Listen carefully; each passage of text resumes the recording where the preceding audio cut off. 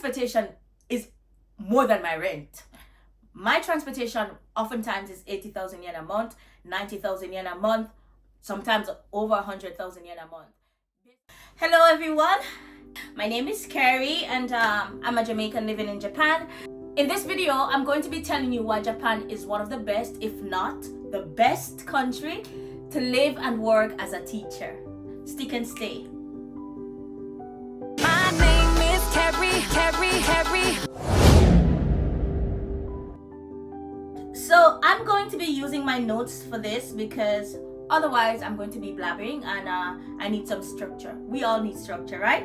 So I've been living in Japan for 8 years, correction, not 9 years, 8 years. Having lived in Japan for so long, I've worked in various contexts and some have been more favorable than others. However, my experience in Japan has been generally positive. If I were to rate my experience in Japan on a scale of 1 to 10, I would give it a solid 8.5. 8.5.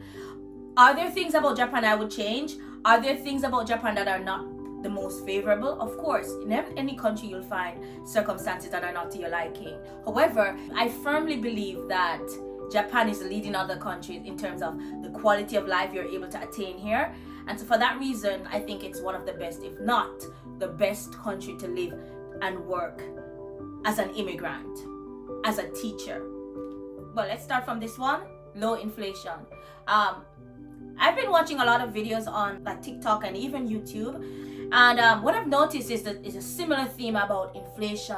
A lot of people are not able to buy food. A lot of people are not able to pay their rent, or most people are paying rent that's like, it's not sustainable because people are paying rent that are like 70% of their income, 80% of their income. People are being forced to have roommates because they're unable to thrive on their own, or people having to return, going back to live with parents because they can't afford to live on their own. They can't afford food. The prices are always escalating. The utilities are always escalating. One of the things I love about Japan is that inflation is relatively low. For example, this apartment, I have a decent sized apartment. I'm paying 71,000 yen for my apartment. I'll show you what my apartment looks like. In Japan, this part of the bathroom is separated from the toilet section. I love nature, I love plants, so I try to make it cute. I'm especially proud of my bathroom. And then this is the bedroom. I like to keep it simple in the bedroom. Mostly white, and I like the hotel feeling. I like it light, I like it bright. I like white sheets. It's a bit of a mess, but yeah. Which brings us to the last part of my apartment. The kitchen is over there. Yeah, and of course, yeah, big enough. Again, I'm sticking with nature, a lot of plants. It's not the biggest kitchen, but it's everything that I need. And then over here, we have my living room. I have the sofa. Over there, I have my desk, enough space, a humidifier and stuff. I'm still sticking to the theme, nature, green. Yeah. So this is my apartment, guys. And this is for 500. The space is for 500. Of course, I've outfitted the apartment myself, so everything else is me, but the apartment is 500 US dollars, 71,000 yen. I live in Saitama, if you're wondering where I'm living. So I'm not exactly living in Tokyo, but I'm living in Saitama. By train, it's 10 minutes to an hour into Tokyo, depending on where in Tokyo I'm going. And I'm able to have this apartment, and my rent hasn't increased in 4 years. I'm going to renew my lease in November. Fingers crossed it will not be increased. But even if it does, to be quite honest, I don't understand because it hasn't been increased in the 4 years I've been living here. Okay guys, so I just got home from work. It's a Friday, and would you believe that the lease or the renewal for my apartment just came in? The timing of this video is just chef kiss. So let's look at the lease and see if there's been any increase in my rent. Fingers crossed, guys. So I've already spent 4 years in this apartment, as I've said, and this is gonna be year number 5 and 6. So let's see. OMG. 71,000. 71,000. Oh my God. And then fire insurance is gonna be 24,000. Wow. Wow. I cannot believe this. 71,000. I'm gonna need to sign this lease and pay this money. But yes, 4 years in this apartment already. When you take into consideration what's going on around the world in different places, Australia, Canada, America, the UK, thank you, Japan. In terms of food, I never have to worry about what I'm gonna eat, you know. I never have to worry about my bills being paid on time. I have enough money to pursue other things that I'm interested in, like going out, meeting with friends, dining. I'm able to save, I'm able to shop, I'm able to do maintenance, I can do my nails. I can pay for the gym membership even though I've not been going to the gym. So Japan is quite stable as it pertains to the economy. And it's not just my experience, also for other people, my friends, they all seem to be doing quite well, or they're all managing in this economy right now, and we're believed to be in a recession. I think I've been seeing to where some people having to work 2-3 jobs in other countries because they're unable to sustain themselves with just one job. I won't be narrow to believe that in Japan people don't have to do that. Some teachers do have to do that depending on which job, which company they're working with. If they're direct hire, if they're a jet, if they're working with a dispatch company. So every context is of course different, but even for my context, I do have a second job. I'm Jamaican, so I'm always gonna have I live up to that stereotype. I'm always gonna have different incomes coming in, but it's not because I need to, it's because I want to. Another thing I enjoy about living in Japan is that we are compensated for transportation. When I was living in Jamaica, I remembered always fretting about transportation. I would take the taxi to work, and every time there was like some global recession or spike in terms of gasoline, we were affected. What I love in Japan is that transportation is covered by your most jobs.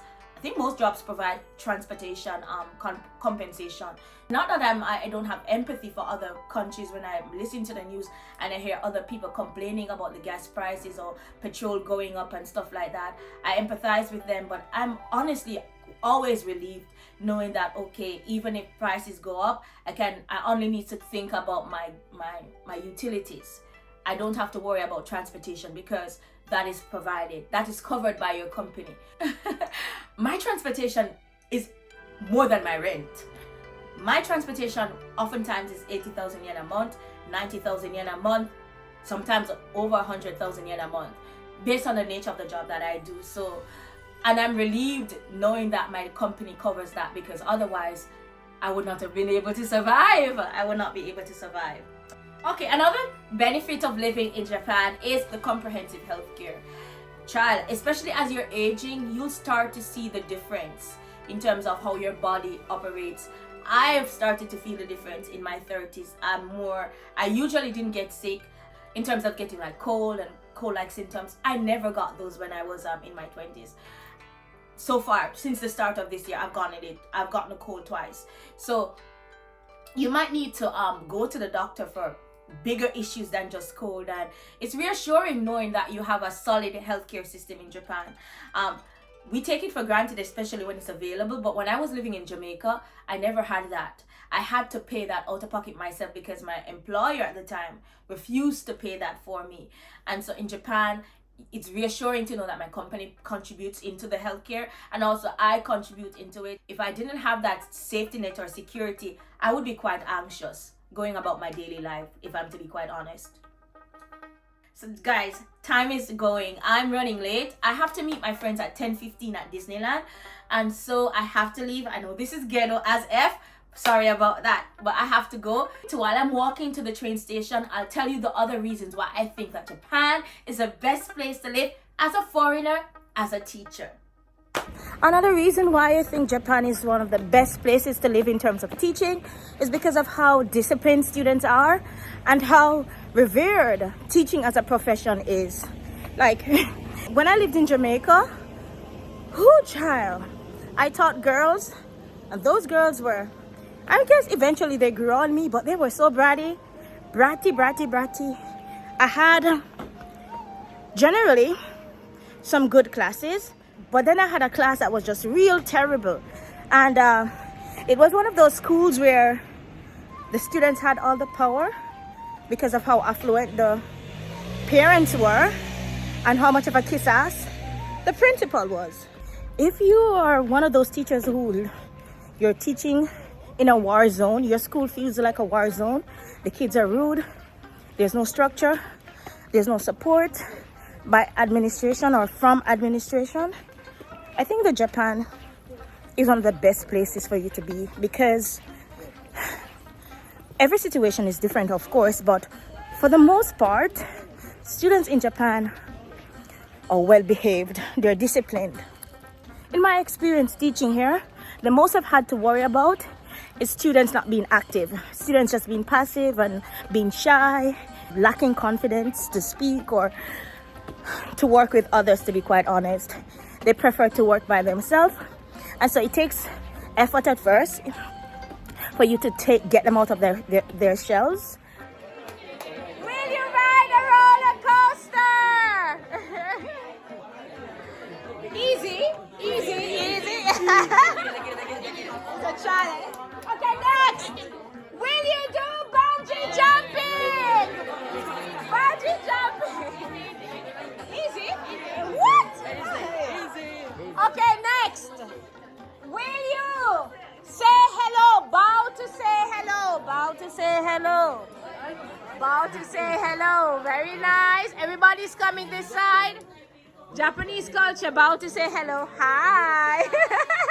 Okay, next. Last one. Would you kiss to say hello? Kiss to say hello. Kiss to say hello.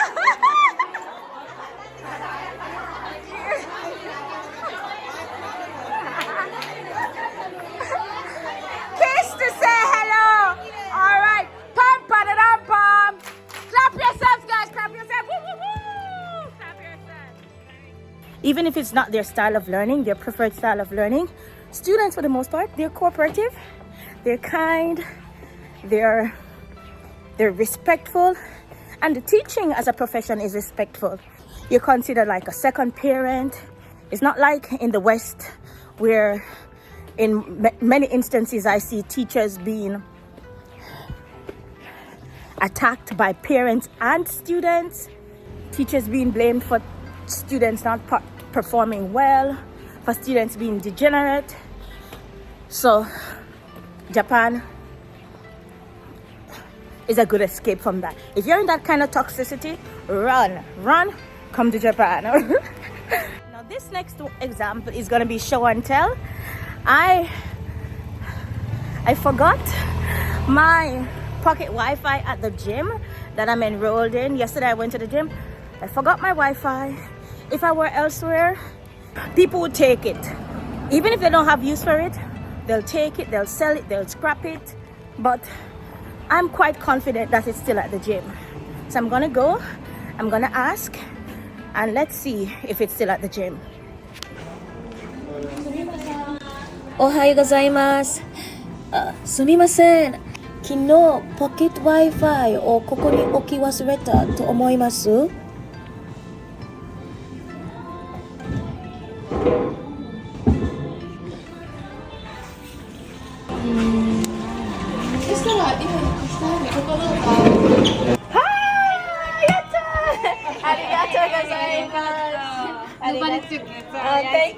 ありがとうございます。すみません。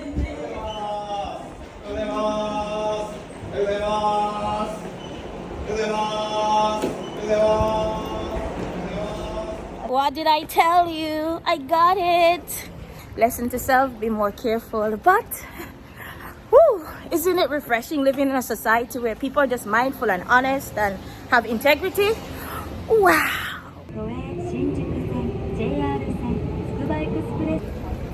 We outside, we outside, we outside. These are my girls, teacher babes. Nice. Wow, are we just your teacher friends, Carrie? No, but friends, friends.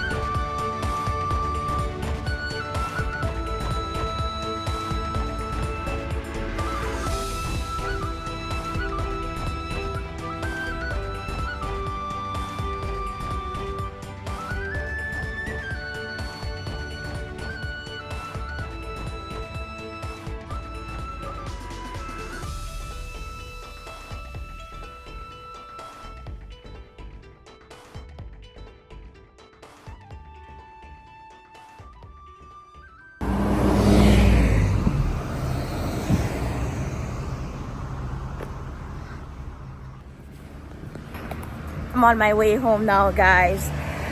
I'm home. Yes. Oh, which brings us to the last point, guys. Safety. Safety is also one of the reasons why I think that every foreign teacher should consider Japan as a place to live and work. The safety here in Japan is unparalleled. I'm not trying to put down my country, but I just feel as if when you've been exposed to something else, it makes you more grateful, or it helps you to appreciate when you're in a better circumstance. I love my country, but one of the things I really wish that they would get right is the safety. Like, crime and violence is quite prevalent in Jamaica, and I was always mindful of like what I wore, what the time of day that I like, the hours that I'd go about. If I have a phone, I can't answer it in public, or if I have nice stuff, a jewelry, I would be afraid to wear it because somebody could cut you and take it. They would like slap you up. I've actually seen an incident in downtown Kingston, Jamaica, where a man pretended like he was involved with the person and started hitting her back, but slapping her across the face and beating her up. And then he grabbed the jewelry that she was wearing and said, "Give me back my chain, give me back my chain."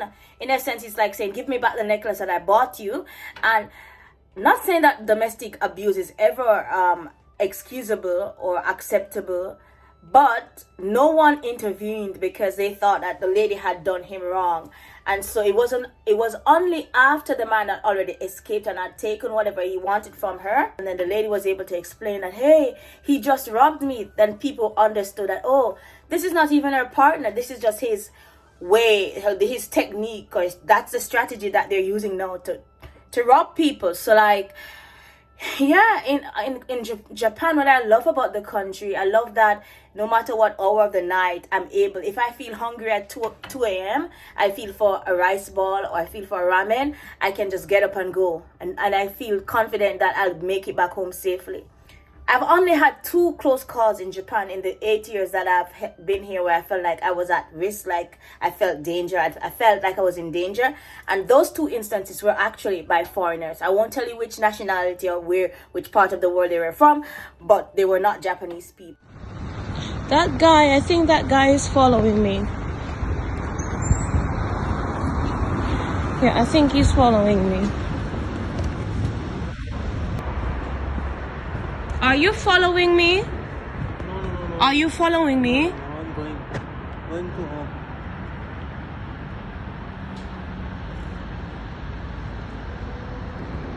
Hey guys, just wanted to give you more context. So what was happening in this video, I was walking home. That fellow on the bicycle, he saw me and he was catcalling, and I ignored him. I just didn't want to entertain him. And so, I don't know, the hair on my neck started to stand. And I just felt as if somebody was following me. So then when I looked back behind, I saw that he was riding, but he was riding very slowly. Not like somebody who was going somewhere, or oh, maybe he was really going in that direction. It felt as if he was following me, but he wanted to stay at a distance that I would not be able to observe him. Deliberately, since I was now on the main road, I started to deaden my pace. I was just walking very, very slow. So he had no choice but to ride ahead. And so he rode ahead, and then that's when I got a chance to start looking at him, and I took out my phone. And so when I got close to him, that is why I had that conversation, and that's why I was also recording, because I felt this man, I knew this man was up to no good. Yeah, so for the most part, Japan is quite safe. I'm not saying that Japan is a utopia and like you will never find crime, you will never find danger. You will always be safe. I'm not saying any of that. But if we're making comparisons, Japan is one of the safest places to live in. But yes, so those are my reasons why I think that Japan is by far one of the best places in the world to live as a teacher. But don't just take it from me. Do your own research and see what other people are saying about this. Whatever decision that you're making, it should always be informed. Go for different sources and compare and contrast and see what works best for you and your circumstances. But I hope that you found this video helpful. If you did, please like and subscribe and share. I hope to see you again soon. Until the next one, bye bye bye.